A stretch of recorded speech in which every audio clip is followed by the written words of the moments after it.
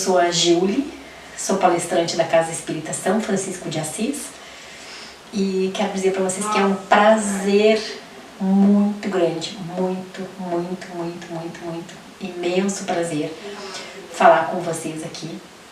Agora através de um meio de comunicação diferente, né? Porque com essa pandemia nós estamos tendo que nos readaptar a determinadas situações. Muito glorioso a gente poder ter esse modo de manter o nosso contato emocional e psicológico e espírita, principalmente nesse momento de pandemia que nós estamos vivendo, em que a gente se sente meio perdido no mundo, né?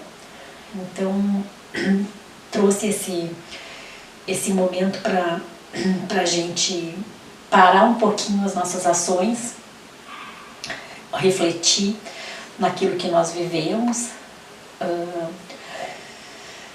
de dar um stop, literalmente, na nossa vida e pensar aquilo que nós estamos, o que nós buscamos, quais são as causas, quais são os efeitos que isso vai ter no nosso futuro, nas nossas vidas, que ações que nós estamos tendo hoje em dia que estão nos trazendo benefícios. Então, assim eu começo esse nosso discurso de hoje, essa nossa breve conversa de hoje, trazendo alguns tópicos para que a gente pense. O tema de hoje é causa e efeito, a lei da liberdade. Ele se baseia basicamente no capítulo 13 do Evangelho, segundo o Espiritismo, e nos traz muita reflexão a respeito das ações que nós temos e dos efeitos que elas produzem.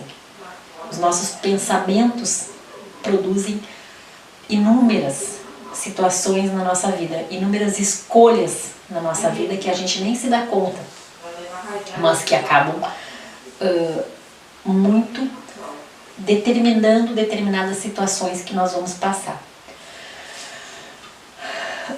Então eu começo para vocês com uma frase que aí eu vou ler porque foi de Allan Kardec. É uma frase que diz muito sobre isso que nós vamos falar hoje, que é: todo efeito tem uma causa. Todo efeito inteligente tem uma causa inteligente. O poder de uma causa inteligente está na razão da grandeza do efeito.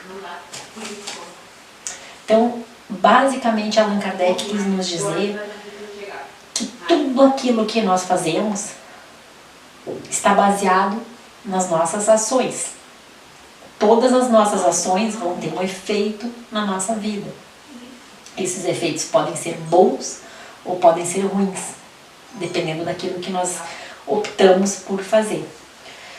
Então vejam a grandiosidade que é estarmos conscientes das nossas escolhas, conscientes dos nossos pensamentos, conscientes das nossas limitações, conscientes da nossa inteligência emocional. Sabem o que é a inteligência emocional? É justamente nós termos o equilíbrio entre os nossos sentimentos e as nossas ações. Por isso, inteligência emocional. Que exatamente tudo isso vai definir aquilo que nós vamos produzir na nossa vida, seja na nossa vida ou na vida do nosso irmão, as consequências, digamos, que isso vai trazer na vida do nosso irmão. Então vejam a grandiosidade desse estudo. Hoje em dia se fala muito em inteligência emocional. Vários cursos, várias palestras que assistimos sobre essa grande descoberta de sermos inteligentes emocionalmente. Ou seja, usarmos a nossa emoção em função de benefícios para a nossa vida e para os outros, né? Através dessa inteligência emocional que nós vamos adquirindo, nós vamos racionalizando mais as nossas fraquezas, digamos assim. Vamos racionalizando as nossas às vezes, vontade de extrapolar e gritar para o mundo que a gente está irritado, que a gente está descontente com alguma situação. Com esse trabalho da inteligência emocional, nós vamos fazendo com que os efeitos da nossa não racionalidade, da nossa impetuosidade, não afete tanto os outros. Vejam só o benefício que isso traz para a nossa vida. E por isso eu trouxe esse tema para hoje, para que a gente possa refletir nesse momento, principalmente agora, que a gente está perdendo muitos familiares, que muitas pessoas estão acabando a sua vida cedo demais. É um momento que a gente para e reflete e pensa: o que eu estou fazendo na minha vida? Será que eu estou usando as leis que Deus me ensinou de acordo? As leis que o Espiritismo nos traz, que é da ação e reação, causa e efeito? Será que eu estou beneficiando os meus irmãos ou eu estou prejudicando a evolução deles? Todos nós buscamos a evolução na nossa vida. Todos. A gente desceu para esse mundo para evoluir. Evoluir espiritualmente, evoluir emocionalmente, evoluir gradativamente em todos os aspectos da nossa vida. E aí determinadas pessoas acabam cedo demais. Aí nós nos questionamos: meu Deus, será que está certo isso? Será que aquela pessoa foi para o bem? Ela conseguiu trabalhar tudo que deveria trabalhar aqui na Terra? Quando nós viemos para cá, eu acredito muito nisso, nós já viemos com uma destinação. Nós já viemos lá, a gente separa um degrauzinho, uma listinha para Deus lá, diz: eu vou descer para cumprir determinadas tarefas que eu deixei em haver na minha outra existência. Vejam que sensação estranha, né? Deixei em haver na outra existência. Porque a gente vem às vezes e essas nossas atitudes de sermos não racionais e não usarmos a nossa inteligência emocional e não medirmos as causas e os efeitos das nossas ações, nós acabamos extrapolando. E o que acontece? Às vezes não cumprimos aquilo que a gente veio cumprir. E aí nós retornamos para outro plano, e lá nós decidimos: não, mas agora nessa vida eu quero vir para semear e plantar aquela semente que eu preciso, que faltou nessa outra existência. E pensem bem, quando a gente planta, usando esse exemplo da plantação, nós plantamos bergamotas. Nós não esperamos colher morangos ao invés de bergamotas. Se nós plantamos determinadas frutas, nós vamos colher aquelas frutas que nós plantamos. Olha, esse poder que Deus nos dá de retornarmos e tentarmos corrigir os nossos erros, para que a gente plante e colha aquilo que a gente plantou, e não uma coisa diferente. Porque às vezes a nossa escolha acaba fazendo com que mudem as situações, e as consequências vão ser piores ou melhores, né? Mas normalmente são piores, porque a gente aprende mais pela dor. A gente aprende mais sofrendo do que propriamente sendo feliz, né? Aquelas pessoas que têm muito na vida, dinheiro e poderes, às vezes não se dão conta do que significam na vida. Por que elas vêm para esse mundo? Se questionam muito quanto a isso. Mas já me questionei muito quanto à existência, o porquê. O que eu vim fazer nesse universo? O que eu vim produzir? O que eu vim acarretar na vida do outro? Foram coisas boas? Foram coisas ruins? O que eu somo nesse mundo?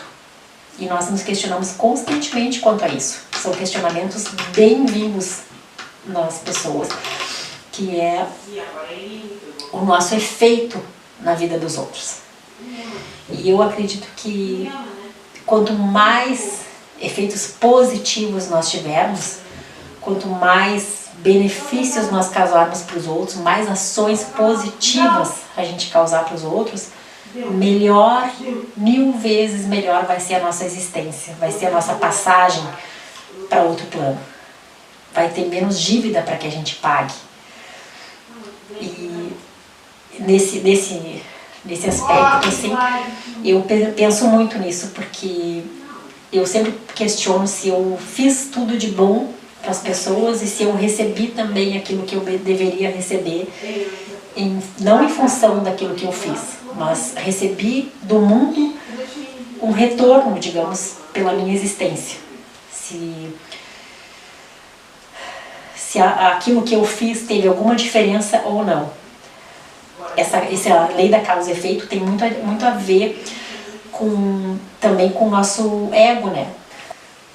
Então, às vezes, as nossas atitudes que levam para o mal, a gente não pode pensar pensamentos e atitudes, né, que a gente possa pensar que vão causar mal para a nossa vida. Muito pelo contrário, eles vêm para nos educar, eles vêm para nos ensinar a sermos melhores. São ações e efeitos para produzir na nossa vida. Então nós não podemos pensar que nessa existência eu não cumpri todos os meus papéis. Não, tiveram coisas boas, a gente produziu coisas boas, tiveram ações que deram resultados bons. Nós não podemos pensar sempre negativo das coisas. Deus não nos quer assim. Deus não quer que nós sejamos tão perfeccionistas a ponto de tudo estar certo. Viemos para cumprir aquele papel na nossa vida e se qualquer coisinha der errado, nós não estamos cumprindo com a nossa missão. Muito pelo contrário. Cada erro nosso, cada efeito que não gerou tão como nós esperávamos, ele nos traz benefícios para que nós entendamos os reais significados da nossa existência. Eles nos educam para sermos melhores. Por mais que a nossa vida seja corrida, por mais que a nossa vida seja tumultuada de pensamentos acelerados, pare um momento, reflita e estacione e veja o que veio fazer nesse mundo.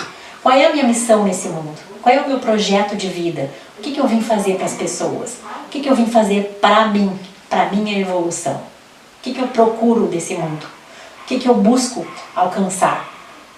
Qual é o efeito que eu quero ter na vida das pessoas? Nós não podemos usar nosso livre-arbítrio para que a gente fira determinadas pessoas.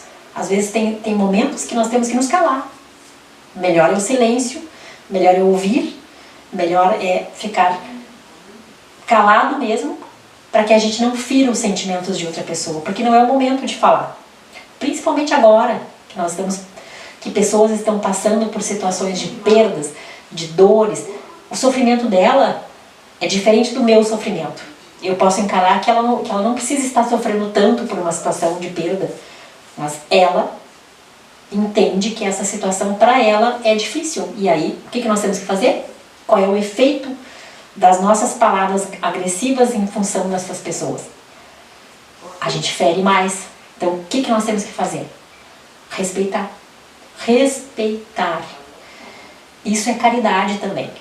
Entender o sofrimento da outra pessoa, entender o momento que a pessoa está passando, é também uma forma de fazer uma caridade. É uma forma de doar o seu amor para que o outro se sinta melhor.